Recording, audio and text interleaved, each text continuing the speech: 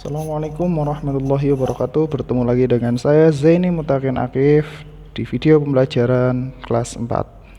Pada kesempatan kali ini kita akan belajar di pembelajaran 3. Silahkan kalian buka buku kalian halaman 100. Sebelum kita berdoa memulai pelajaran, marilah kita berdoa terlebih dahulu. Berdoa dimulai. Selesai. Oke anak-anakku, marilah kita langsung saja pembelajarannya. Di pembelajaran yang ketiga. Pada pertemuan sebelumnya kita sudah membahas mengenai gotong royong atau bekerja sama. Bekerja sama bisa dilakukan kapan saja saat kita bermain atau bekerja di rumah. Tahukah kalian bahwa kita dapat belajar bekerja sama dari permainan tradisional? Ayo kita pelajari bersama. Pada pertemuan sebelumnya kalian sudah belajar mengenai permainan tradisional gobak sodor. Nah, pada permainan kali ini adalah salah satu permainan tradisional Indonesia yang sangat menarik adalah permainan bakyak. Permainan bakyak ini berasal dari Sumatera Barat. Bakyak atau biasa disebut terompa bakwak di Sumatera Barat merupakan permainan yang membutuhkan kekompakan. Bagaimana permainan ini membutuhkan kekompakan? Karena di sini ada satu pasang bambu atau kayu yang di atasnya dikasih karet sebagai penyangga untuk kaki. Nah, biasanya satu bakyak ini terdiri dari 3 orang yang menaikinya. Nah, untuk bisa berjalan seirama maka diperlukan kekompakan langkah ya. Kalau yang melangkah kanan maka semuanya harus melangkah kanan. Kalau yang melangkah kiri maka semuanya harus ikut kiri.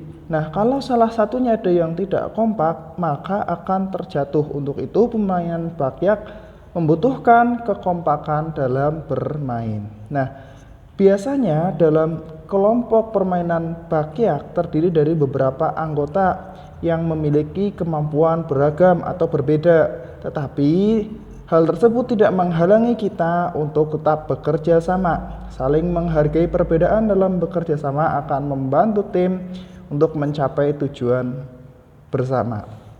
Nah, untuk mencapai tujuan bersama tentunya kita harus kompak saat bermain bakyak ya. Nah, saat bermain bakyak inilah kita tentunya harus mendengarkan peluit yang ditiupkan oleh orang atau teman atau guru kalian yang memberikan aba-aba. Nah, kegiatan ini tentunya membutuhkan pendengaran yang baik. Masih ingatkah kalian tentang pentingnya indera pendengar? Ayo kita ingat kembali mengenai indera ya. Yang pertama, bagian-bagian dan cara kerjanya. Bisa kalian lihat dari sebelah kiri kalian ada nomor 1, 2 sampai nomor 7. Nomor 2 ada daun telinga ya, kemudian saluran telinga, gendang telinga ya, telinga tengah, tulang pendengaran, kemudian rumah siput, telinga dalam, dan syaraf auditori. Bagian-bagian telinga dan cara kerjanya. Beragam bunyi berasal dari benda yang bergetar. Getaran dari suatu benda akan mengakibatkan udara di sekitarnya bergerak.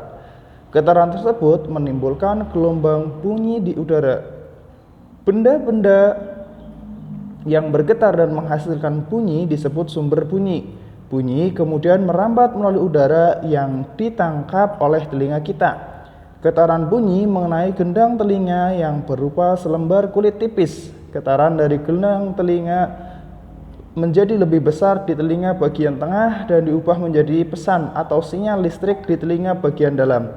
Sinyal tersebut kemudian diteruskan oleh saraf pendengar menuju otak yang kemudian menerjemahkan jenis bunyi tersebut. Nah, inilah kenapa kita bisa mendengar, karena adanya respon ya dari gelombang suara yang kita dengarkan kemudian masuk kepada daun telinga kita ya, kemudian masuk ke saluran telinga sampai nanti akan masuk ke syaraf auditori sehingga kita bisa meresponnya ya.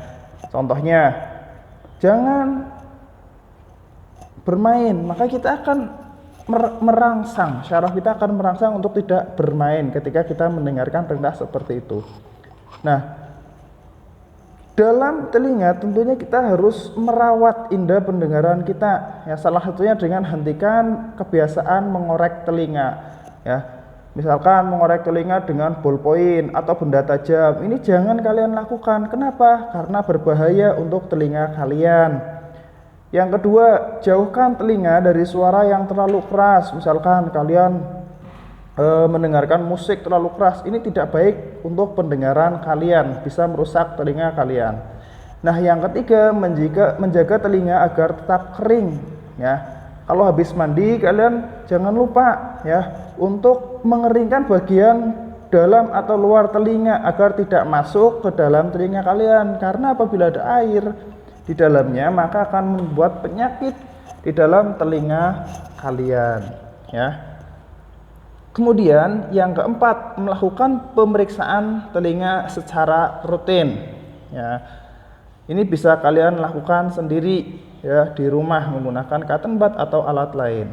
Kemudian yang berikutnya, gunakan pelindung telinga saat dalam kebisingan. Misalkan kamu di dalam ruangan atau di luar, kamu bisa menggunakan headset. Ya, tetapi tentunya headset kalian dengan volume yang rendah agar dapat melindungi telinga kalian dari kebisingan, ya, supaya kalian telinganya tetap